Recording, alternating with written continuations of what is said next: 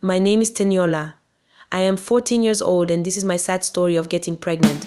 It was a very quiet night when I heard a scream from my mom's room. As I ran to the room, I saw my father on the floor, shaking, and my mom screaming. When we got to the hospital, the doctors told me my father had died of a stroke. A few weeks later, my mother sent me to my uncle's place to start living with him. As I arrived at my uncle's place, he looked at me with sympathetic eyes and carried my loads inside.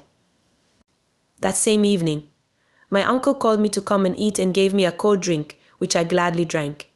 When we were done eating, I started feeling dizzy and I fell asleep. When I woke up, I felt strange pains in my body and felt very sour down there. I didn't know what happened to me, so I dressed up and got ready to go to school. When I greeted my uncle, he looked at me and smiled. He said he wouldn't be paying for my school fees since he didn't have money to pay. I left for school. On my way, I was trying to vaguely remember what happened to me the night before, but I couldn't remember. I arrived at school and met my friend, Veronica. I told her I was now living with my uncle, and as we were talking, the principal came in and called all the debtors out and chased them out of the school to go home.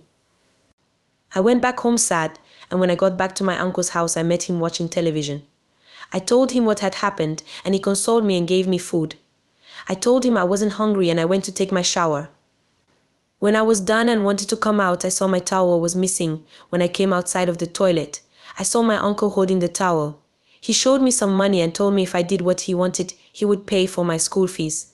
I was very embarrassed and shy because I was naked, and I saw the way my uncle was looking at me lustfully. I asked him what he wanted and he started touching me. I tried to stop him, but he became aggressive, and before I knew it, he was already inside me. I screamed and shouted, and he covered my mouth as I cried and looked into his eyes. It only seemed to make him more happy.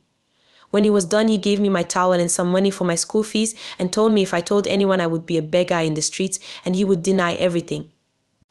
The next day I went to school feeling very sad, and I couldn't tell anyone anything. Even my friend Veronica didn't know anything going on with me. For the next month I spent in my uncle's house. Before he gave me anything like food or extra money, he would force himself on me, and he even stopped using protection. One day as I got back from school, I met my mom in my uncle's house.